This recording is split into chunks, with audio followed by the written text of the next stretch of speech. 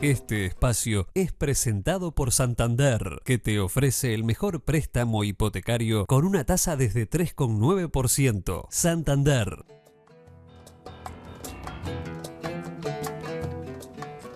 Muy bien, seguimos en la mira. El diputado Pepe Pasquet presentó un proyecto sobre el suicidio asistido, sobre la eutanasia. Y es un asunto que obviamente el sindicato médico tiene en su agenda y lo va a tratar. Estamos ahora con la doctora Julia Galcerano. Julia, gracias por estar. Gabriel, gracias por invitarnos. Vos me decías que el sindicato como tal todavía no lo ha abordado. En realidad el tema de la eutanasia se ha discutido, se viene discutiendo en el sindicato desde hace bastante. Es más, en el año 2020, con la cuestión de los 100 años del sindicato, hubo un congreso y hubo talleres y discusiones con invitados, sin duda, nacionales e internacionales, pero no hemos llegado a una opinión de todo el colectivo. ¿Y la idea es llegar a una opinión unánime? La idea es seguirlo discutiendo y tratar de tener... A ver, es un tema... ¿Qué pasa? El tema de la eutanasia, como otros temas, es muy difícil llegar a un consenso. Claro. No solo los médicos, sin duda, de la sociedad, y nosotros Total. somos lo mismo, somos la sociedad, y nos traspasan todas las mismas dudas, los mismos problemas referidos a esto. El tema de la muerte en lo que es el colectivo médico es un tema presente, porque tiene que ver con lo que hacemos también.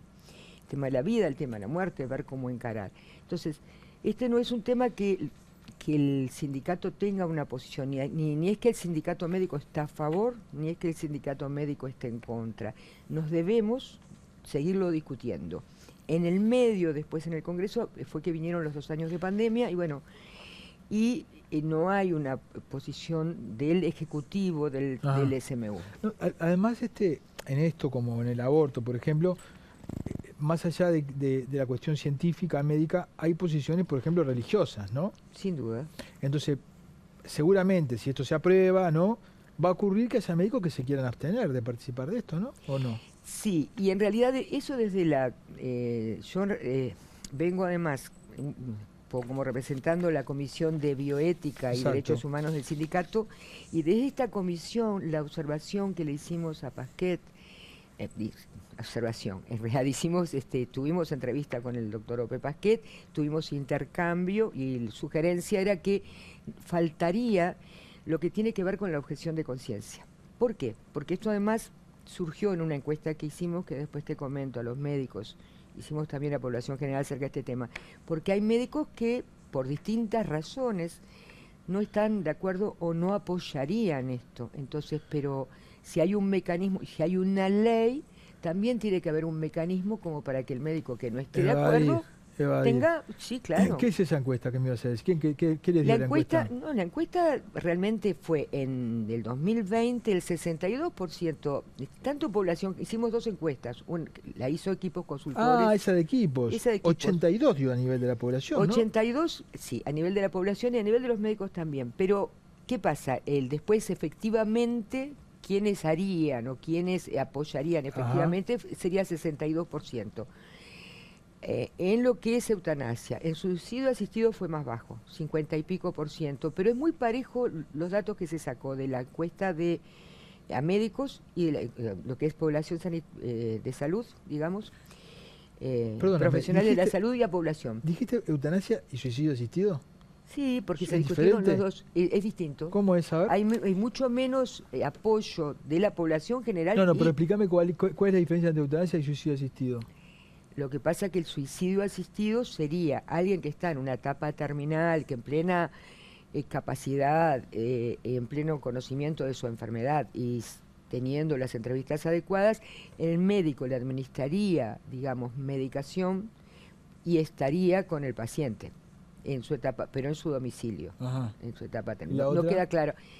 La eutanasia es diferente en cuanto a que no es que le darías la medicación al paciente. Digo, no hay nada... A ver, en esta ley están planteados los términos grandes de cómo se haría. No está lo que es la operativa en este proyecto de ley. No es que se dice cómo, dónde se va a hacer, si se hace en la mutualista, si se hace en el domicilio Digo, lo que sí se dice es que el paciente tiene que estar de acuerdo, tiene que estar lúcido, tiene que haber la opinión de Médicos. si hubiera para certificar el grado de enfermedad, y tiene que hacer 2 entrevistas como para qué, para que por las dudas que quiera cambiar de opinión, porque a veces la gente cambia de opinión.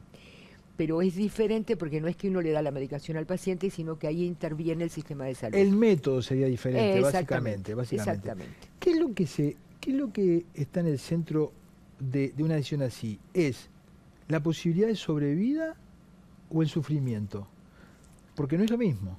Una cosa es una persona que sabes que en X tiempo se va inevitablemente a morir, porque no, y otra cosa es que de pronto esa persona puede tener una larga vida, pero su sufrimiento incontrolable es tan grande que pide humanamente terminar con su vida. En realidad, a ver, puede haber de distintas razones. Lo importante es a remarcar, qué es lo que nosotros remarcamos de esto, que hay derechos humanos que la gente los quiere usar, como es la autonomía, es decir, la autonomía y decidir, la dignidad, el derecho a decidir cómo uno vive y cómo uno muere. Es decir, todas estas cosas es lo que prima. ¿Qué es lo que prima más cuando la gente está mal? En general no es tanto cuando les queda poco tiempo, son las condiciones de vida que tienen. Cuando la gente dice no puedo más, porque no lo tolero, no tolero el dolor, no tolero la dependencia física, no tolero estar en esta situación. Y ahí van a depender muchas cosas, desde cómo es la psiquis de ese individuo, desde cómo es esa familia, cuáles son los recursos que tienen. Y por eso es que hay, ante una misma situación, la gente reacciona diferente. Digo, porque estoy pensando, ¿no? Sí. Un tetrapléjico, Sí. que puede tener la vida por delante muy larga, puede no tener dolor físico, Sí. y decidirlo. ¿Entra dentro? Y en realidad entraría de acuerdo a que si a las condiciones, como que no puede tolerar más estar. Es una enfermedad terminal que no tiene retorno, o que tenga una enfermedad que no haya un cambio en su evolución. Acá se contrapone la historia de que la medicina avance y que puede haber cura en tiempo más adelante.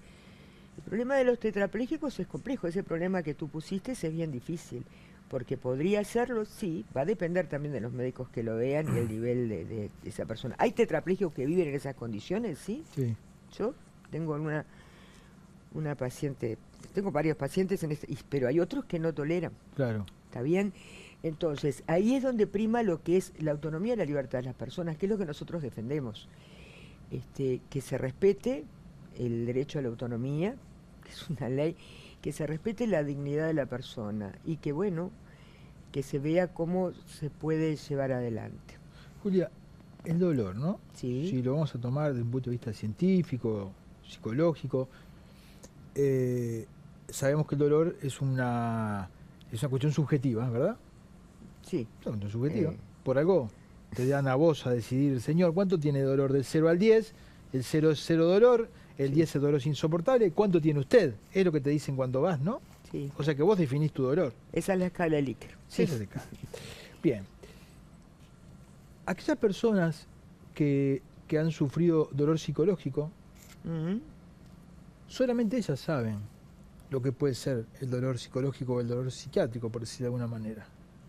Si esto lo que busca es un acto de humanidad, ¿se tiene en cuenta una persona que está sana, pero que dice, yo no puedo más, porque esta depresión hace 20 años que me persigue, no hay manera, me recorrí el mundo, no hay manera, y yo no puedo vivir así?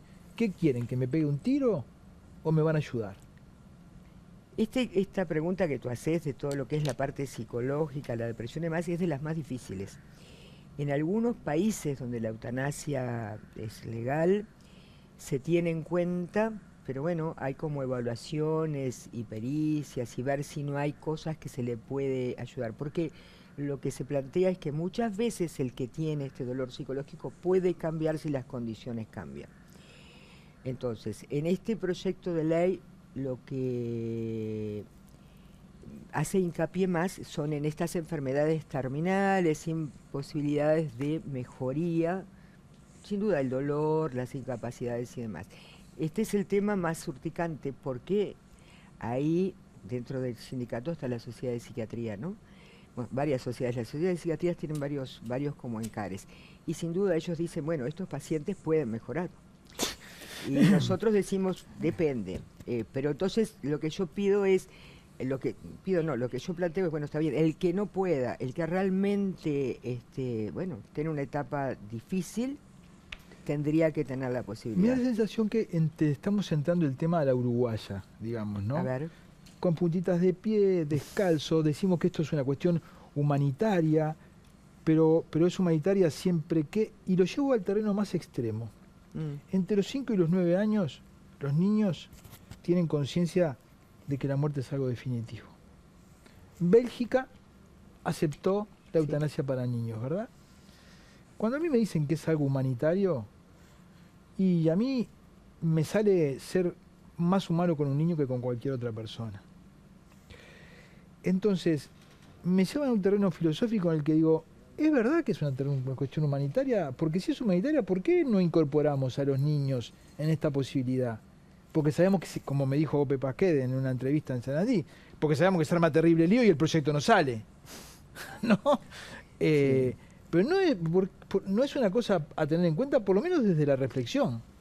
Sí, en las discusiones se ha planteado esto, se ha planteado también el caso de pacientes discapacitados con enfermedades terminales que tampoco son tenidos en cuenta, porque hay países que sí los tienen. Bélgica ha sido el país que más ha avanzado en eso, ¿no?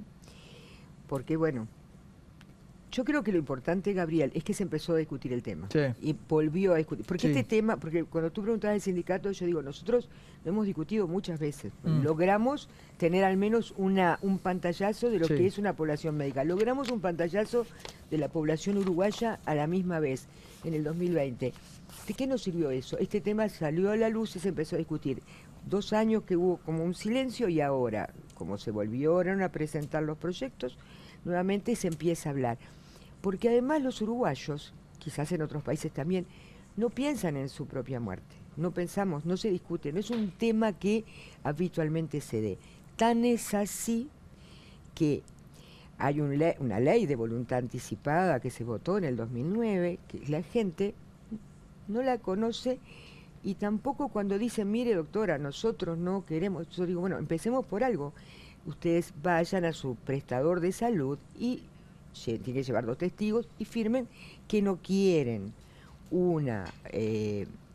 si no tiene salida su enfermedad, no quieren medidas Un complejas, encarnizamiento un terapéutico. Ese es el término. Personalmente, nos quedan 1 minuto y medio. Personalmente, Julia, vos sos partidaria de que la libertad del ser humano de ser dueño de su vida Sí, claro. y de su muerte. Sí, claro.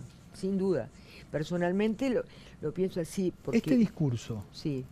con los niveles de suicidio que tenemos en Uruguay, ¿verdad?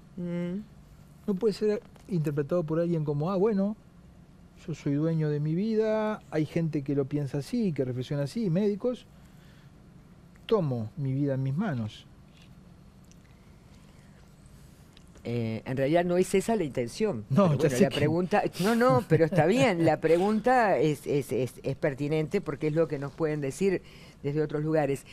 En realidad yo creo que a ver, el sistema de salud le falta, a ver, en el área de salud mental faltan muchas cosas, en el sistema de salud no faltan cosas, entonces no es esa la intención, puede entenderse así, pero no es por eso que la gente se va a suicidar. La gente se suicida porque está mal, porque no tiene respuestas, por un montón de cosas. Entiendo, sí. Entonces tenemos que tener mejores apoyos en lo que es la salud y sobre todo la salud mental, sin duda.